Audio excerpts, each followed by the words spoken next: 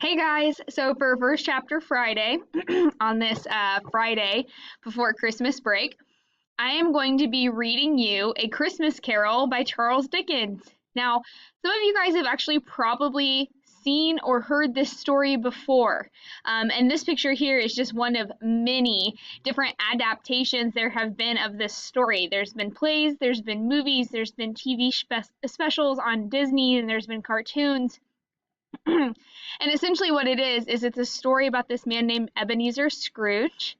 He hates Christmas and he's especially mean to people during Christmas time. And then one Christmas Eve, he's visited by not one, not two, not even three. He's visited by four ghosts who help remind him the meaning and value behind Christmas. So, I'm going to read this story to you today, okay? But the actual story, it's pretty long and it would have taken a really long time to read it all. So, I found this version here. It's called Squashed Editions, which means it's just an abridged version, which means it's shorter. So, this one will take about 30 minutes, give or take, okay? And so I'm going to try and read through it as much as I can, but this video might happen in two parts. So you can listen to this and you can color in your Christmas coloring sheets that I mentioned before. You can play a game. It doesn't really matter to me as long as you're listening to the story. So let's get started. This is A Christmas Carol. Stave 1. Old Marley was as dead as a doornail. There was no doubt whatever about that. Scrooge knew he was dead? Of course he did. Scrooge and he were partners for I don't know how many years. Scrooge never painted out old Marley's name, however. There it yet stood, years afterwards, above the warehouse door, Scrooge and Marley. Oh, but he was a tight-fisted hand at the grindstone was Scrooge, a squeezing, wrenching, grasping, scraping, clutching, covetous old sinner. Nobody ever stopped him in the street to say, with gladsome looks, "My dear Scrooge, how are you?" No beggars implored him to bestow a trifle. Once upon a time, upon a Christmas Eve, old Scrooge sat busy in his counting house. It was cold, bleak, biting, foggy weather, and the city clocks had only just gone 3, but it was quite dark already. The door of Scrooge's counting house was open, that he might keep his eye upon the clerk, and a dismal little cell beyond. Scrooge had a very small fire, but the clerk's fire was so very much smaller that it looked like only one coal. Wherefore the clerk put on his white comforter and tried to warm himself at the candle, in which effort, not being a man of strong imagination, he failed. "A Merry Christmas, Uncle! God save you!" cried a cheerful voice. It was the voice of Scrooge's nephew, who came upon him so quickly that this was the first intimation Scrooge had of his approach. "Bah!" said Scrooge. "Humbug! If I had my will, every idiot who goes about with 'Merry Christmas' on his lips should be boiled in his own pudding, and buried with a stake of holly through his heart. He should." "Uncle, I am sure I have always thought of Christmas time, apart from the veneration due to its sacred origin, though it has never put a scrap of gold or silver in my pocket, I believe that it has done me good, and will do me good, and I say God bless it." The clerk in the tank involuntarily applauded. "Let me hear another sound from you," said Scrooge, "and you'll keep your Christmas by losing your situation." "Don't be angry, Uncle. Come, dine with us tomorrow." "Why did you get married?" "Because I fell in love." "Because you fell in love?" growled Scrooge, as if there was only one thing in the world more ridiculous than a Merry Christmas. "Good afternoon." His nephew left the room without an angry word notwithstanding. The clerk, in letting Scrooge's nephew out, had let 2 portly gentlemen in. "Have I the pleasure of addressing Mr. Scrooge or Mr. Marley?" said one of the gentlemen, referring to a list. "Mr. Marley died 7 years ago this very night." "At this festive season, Mr. Scrooge," said the gentleman, taking up a pen, "it is more than usually desirable that we should make some slight provision for the poor and destitute, sir. What shall I put you down for?" "Nothing. I don't make merry myself at Christmas, and I can't afford to make idle people merry. I help to support the prisons and the workhouses. They cost enough. and those who are badly off must go there. Many would rather die. If they would rather die, they'd better do it and decrease the surplus population. At length, the hour of shutting up the counting house arrived. You'll want all day tomorrow, I suppose. It's only once a year, sir. A poor excuse for picking a man's pocket every 25th of December. Be here all the earlier next morning. Scrooge took his melancholy dinner and went home to bed. He lived in a gloomy suite of rooms which had once belonged to his deceased partner. Now it is a fact that there was nothing at all particular about the knocker on the door to this house, except that it was very large. Also, that Scrooge had as little of what is called fancy about him as any man in the city of London, and yet Scrooge, having his key in the lock of the door, saw in the knocker, not a knocker, but Marley's face. As Scrooge looked fixed at this phenomenon, it was a knocker again. He said, "Pooh-pooh," and closed the door with a sound like thunder. Quite satisfied, he closed his door and locked himself in, double-locked himself in, which was not his custom. Thus secured against surprise, he sat down before the very low fire to take some gruel. As he threw his head back in the chair, his glance happened to rest upon a disused bell that hung in the room and communicated, for some purpose now forgotten, with a chamber in the highest story of the building. It began to swing. Soon it rang out loudly, and so did every bell in the house. This was succeeded by a clanking noise, as if some person were dragging a heavy chain over the casks in the wine merchant's cellar below. Through the heavy door, a spectre passed into the room before his eyes. His body was transparent, so that Scrooge, looking through his waistcoat, could see 2 buttons on his coat behind. "How now?" said Scrooge, caustic and cold as ever. "What do you want with me?" "In life I was your partner, Jacob Marley." Can you sit down?" "I can. Why do you doubt your senses?" "Because a little thing affects them. A slight disorder of the stomach makes them cheats. You may be an undigested bit of beef, a fragment of underdone potato. There's more of gravy than of grave about you, whatever you are. Hear me. My time is nearly gone. I am here tonight to warn you that you have yet a chance and hope of escaping my fate. A chance and hope of procuring Ebenezer. You will be haunted by 3 spirits. "Jacob, I think I'd rather not."